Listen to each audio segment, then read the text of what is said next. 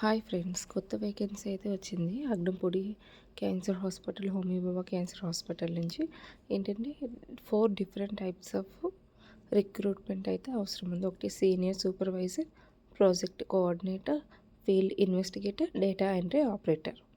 So senior supervisor ఏంటంటే post graduation అయ్యి 6 months experience ఉండాలి, రికగ్నైజ్ అయ్యి కోర్సు సర్టిఫికేట్ ఉండాలి, మినిమం 3 ఇయర్స్ ఎక్స్పీరియన్స్ అంటే రిజిస్ట్రేషన్ వర్క్లోని ఉన్న వాళ్ళకి ప్రిఫరెన్స్ అనేది ఇస్తారు. Next project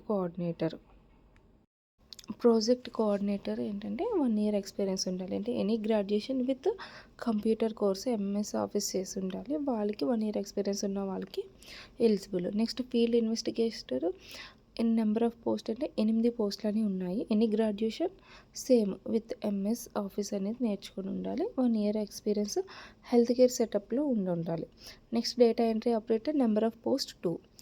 any graduation degree computer science, computer applications అవి నేర్చుకుని ఉండాలి, 1 year experience. So different salary range అనేది ఉన్నది. ఎవరికైతే ఇంట్రెస్ట్ ఉందో వాళ్ళు హెచ్ఆర్డీని అప్రోచ్ అవ్వచ్చు. జాబ్ డిస్క్రిప్షన్ అనేది కూడా మీకు ఇన్ డీటెయిల్గా ఇచ్చారు. సో నేను సూపర్వైజర్ ఏంటి చెయ్యాలి వర్క్, ప్రాజెక్ట్ కోఆర్డినేటర్ ఏం వర్క్ చేయాలి, field investigator, data entry operator ఏం చేయాలనేది ఇన్ డీటెయిల్గా రాశారు. ఎవరికైతే నీడ్ ఉంటే హెచ్ఆర్డీని అప్రోచ్ చేయండి. 11th ఉంది ఇంటర్వ్యూ. ఓకే.